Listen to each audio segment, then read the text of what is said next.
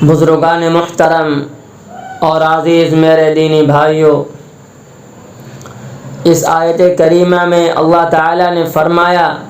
الحج اشہر معلومات کہ حج کا مہینہ معلوم ہے، حج کا مہینہ متعین ہے۔ میرے بھائیوں، اللہ تعالیٰ نے مہینوں کی ترتیب اس طرح رکھی کہ پہلے رمضان المبارک کا مہینہ آتا ہے جس میں اسلام کا ایک اہم رکن یعنی روزہ انجام دیا جاتا ہے، روزہ رکھا جاتا ہے۔ اس مہینے کے ختم ہوتے ہی جو 3 مہینے ہیں شوال، ذوالقعدہ، ذوالحجہ ہے، ان تینوں مہینوں کو حج کا مہینہ قرار دیا ہے۔ قرآن کریم میں اللہ تعالیٰ نے فرمایا حج کچھ متعین مہینوں میں ہے، اللہ تعالیٰ نے مشروع فرمایا ہے، اور آپ علیہ الصلاۃ والسلام نے اس آیت کی تفسیر میں فرمایا حج کے 3 مہینے ہوتے ہیں، اس سے مراد شوال ہے، ذوالقعدہ، ذوالحجہ ہے۔ اس واسطے اللہ تعالیٰ نے شوال کے مہینے سے حج کے مہینے کا آغاز فرمایا۔ میرے بھائیوں، جو شخص شوال کے مہینے سے حج کا سفر کا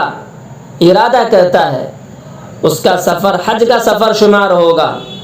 اور اس کی ساری برکات حاصل ہوگی۔ اسی کو اللہ تعالیٰ نے فرمایا وَلِلَّهِ عَلَى النَّاسِ حِجُّ الْبَيْتِ مَنِ اسْتَطَاعَ إِلَيْهِ سَبِيلًا کہ لوگوں پر بیت اللہ کا حج کرنا اللہ تعالیٰ کے لیے فرض ہے۔ مَنِ اسْتَطَاعَ إِلَيْهِ سَبِيلًا جو شخص بیت اللہ جانے کی استطاعت رکھتا ہو، جو شخص وہاں تک پہنچنے کی استطاعت رکھتا ہو، جا سکتا ہو، تو ان کے اوپر حج کرنا فرض ہے۔ میرے بھائیوں، ایک طرف تو اللہ تعالیٰ نے حج کو فرض فرمایا ہے، لیکن دوسرے طرف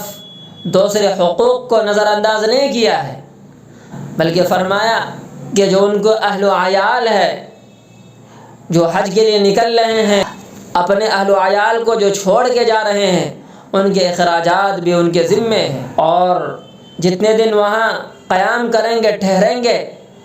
وہاں کے بھی ان کے پاس اخراجات ہو، وہاں جانے کے بھی ان کے پاس اتنے اخراجات ہو، وہاں سے لوٹنے گھر تک پہنچنے تک ان کے پاس اتنے اخراجات ہو، وہ برداشت کر سکتا ہو، تو ان کے اوپر حج کرنا فرض ہے۔ میرے بھائیوں، آگے اللہ تعالیٰ نے فرمایا لا یکلف اللہ نفسا الا وسعها اللہ تعالیٰ نے کسی انسان کو اس کی وسعت سے زیادہ مکلف نہیں بنایا ہے۔ اس لیے ہمیں چاہیے کہ ہم اپنے آپ کو دیکھیں، اگر ہمارے اوپر حج فرض ہے، ہمارے پاس اتنے مال و دولت ہے کہ ہم حج کر سکتے ہیں، بیت اللہ جا سکتے ہیں اور وہاں سے آ سکتے ہیں، تو ہمارے اوپر حج کرنا فرض ہے۔ اگر ہمارے اوپر حج فرض ہو گیا ہے